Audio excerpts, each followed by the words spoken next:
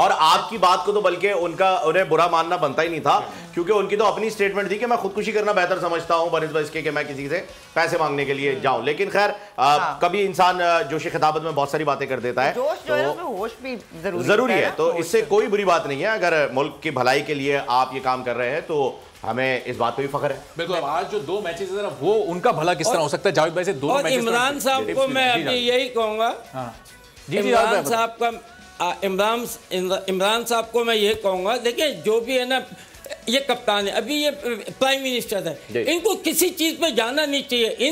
ان کو چاہیے کہ آپ اپنی ہے نا جو حکومت ہے اس کو کس طرح چلانا ہے. دیکھیں ساری دنیا میں جب چیزیں چل رہی ہوتی ہیں تو لوگ اپریشیٹ کرتے ہیں، اور ان کو چاہیے کہ اپنے منسٹر اور ان کی اکاؤنٹیبلٹی کریں. ان کو بلا کے ہر ہفتے آپ کا ہے نا کچھ ہونا چاہیے، اور ذرا سی بھی آپ کو مسٹیک کہیں سے ملے کہ یہاں یہ ہوا تو اس آدمی سے، اس جو منسٹر ہے اس کی آپ کو کلاس لینی چاہیے، تو اس کی وجہ سے دوسرے بھی صحیح ہوں گے. ہم نے دیکھا دنیا میں کہیں بھی ہے نا دو پارٹیز ہوتی ہیں، ایک پارٹی میں جو بھی ہوتا ہے یا تو وہ ریزائن کر جاتا ہے یا اس کو کنڈیم نکال دیا جاتا ہے.